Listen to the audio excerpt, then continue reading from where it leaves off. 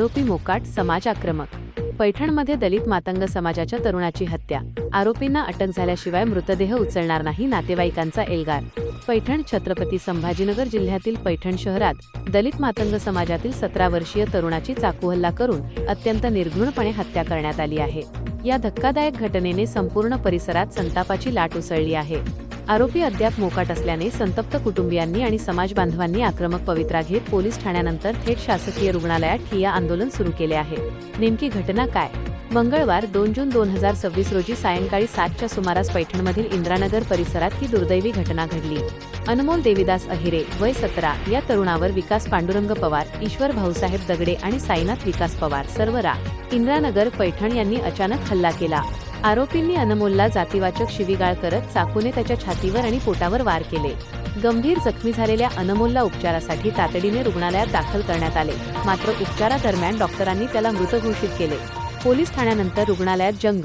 घटनेची माहिती मिळताच संतप्त नातेवाईक आणि समाज बांधवांनी पैठण पोलीस ठाण्यावर धडक दिली। यावेळी पोलीस प्रशासनाने आरोपींना ताब्यात घेण्यासाठी काही तासांचा अवधी मागून घेतला, मात्र पोलिसांच्या या आश्वासनावर विश्वास न ठेवता आणि आरोपी मोकाट असल्याने संतप्त नातेवाईकांनी पोलीस ठाण्यातील ठिय्या स्थगित करून थेट पैठण शासकीय रुग्णालय गाठले।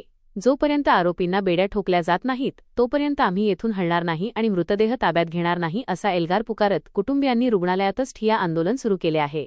गुन्हा दाखल, तणावाची परिस्थिती।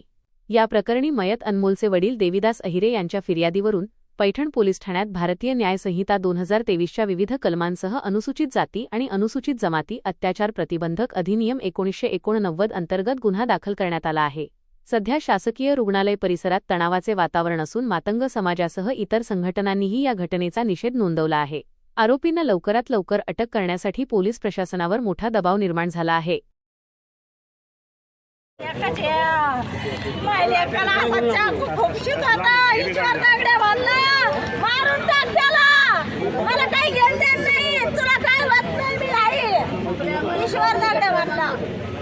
ईश्वर दगडे मारला त्याला, मारून टाका मला वाचवत नाही, कोणी काही वाकडं करू शकत नाही म्हणे, कोणी काही वाकडं करू शकत नाही, बिनधास्त मारून टाकलं आणि मला काही घेणं देणं नाही म्हणे। माझ्या लेकराला राजू गायकवाडनं गाडीला जाऊन बांधून पळून गेला। लेकरू पाहिजे ना, तर आम्हाला त्याला भाषला लेकराला लेकरू पाहिजे, त्याचा ह्या राहायच्या निवासी